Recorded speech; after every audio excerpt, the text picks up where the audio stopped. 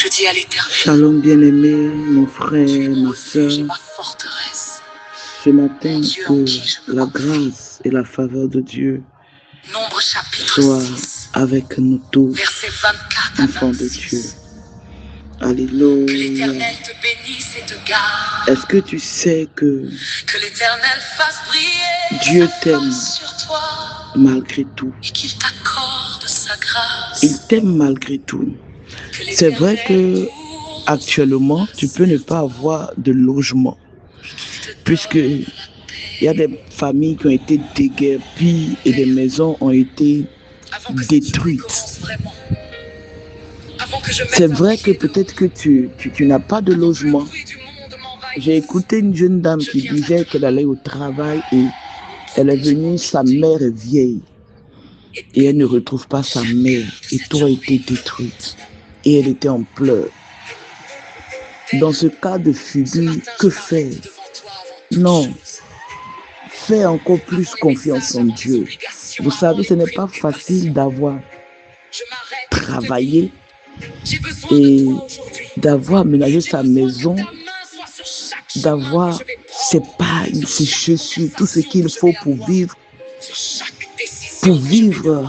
le minimum bien. Et voici qu'un matin, sans te prévenir, on vient et on détruit. Comment moi je veux imaginer ça? Tu vois? C'est pour cela que la Bible dit, par exemple, si Dieu ne garde la maison, en vain le gardien me garde. Tu travailles, tu cours, ça et là, pour avoir le minimum pour vivre. Et beaucoup parmi nous, au jour d'aujourd'hui, oublions l'utile qui est Dieu. Et parce qu'on se dit qu'au jour d'aujourd'hui, il y a beaucoup de faux pasteurs, il y a beaucoup de faux prophètes, il y a beaucoup de ceci, de cela. Et pour ça, tu abandonnes la foi. Oui, plusieurs ont abandonné la foi, ont tourné, sont allés embrasser d'autres religions que le christianisme. Ben, tu penses que tu fais du mal à qui, mon ami? Non, tu fais du mal à toi-même. Tu as travaillé. Regarde comme ces maisons qui ont été détruites. Tu as tout mis dans ta maison et un matin, tout part. C'est comme ça. C'est comme un homme qui est en train de se fatiguer. Et un matin, la mort vient. Et arrivé au ciel, on dit arrière de moi, on ne te connaît pas. On ne te connaît pas. Mes amis, travaillons notre relation avec notre Dieu. Garde ton intimité avec Dieu. L'intimité avec Dieu ne se vit pas avec plusieurs. C'est pour cela qu'on parle d'intimité avec Dieu. L'intimité avec Dieu se vit toi et Dieu. Toi et Dieu. Travaille ton intimité avec Dieu. Et fais-lui confiance. En partant dans les lieux de culte, tu vas pas pour un prophète, parce que le prophète, il est d'abord un homme. C'est pour cela qu'on appelle l'homme de Dieu. Tu ne vas pas à cause d'un pasteur, parce que le pasteur, c'est un homme de Dieu. Tu ne vas pas pour toutes ces personnes, pas à cause du prophète, pas à cause du archibishop, pas à cause du voyant interplanétaire, non. Quand on va dans la maison de Dieu, la cause première qui va nous emmener à tenir, on va pour la cause de Dieu. On va pour la cause de Jésus-Christ de Nazareth.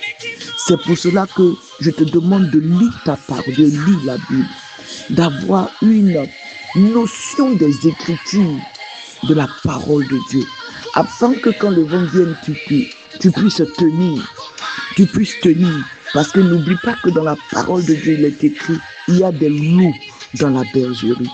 Penses-tu que les loups, c'est qui? Les loups peuvent être le prophète. Oui, le loup peut être le prophète. Le loup peut être le pasteur. Le loup peut être l'apôtre. Le loup peut être le révérend. Le loup peut être cette personne-là en qui tu mets ta confiance en allant dans nos lieux de culte. Non. C'est pour cela que Dieu dit encore dans sa parole, malheur à celui qui met sa confiance en un homme. Mets plutôt ta confiance en Dieu. Mets plutôt ta confiance en Dieu. Fais confiance en Dieu et tu verras que ce Dieu-là agira. Au moment de la détresse, il se lèvera. J'ai vu des personnes que Dieu a pris de rien du tout.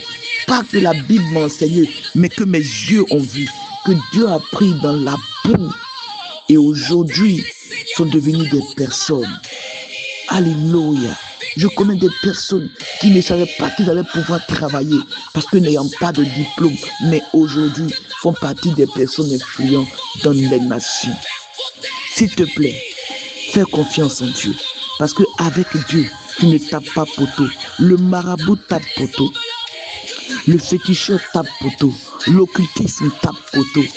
Le spiritualisme tape poteau. Celui qui ne tape pas poteau, il s'appelle Jésus-Christ de Nazareth.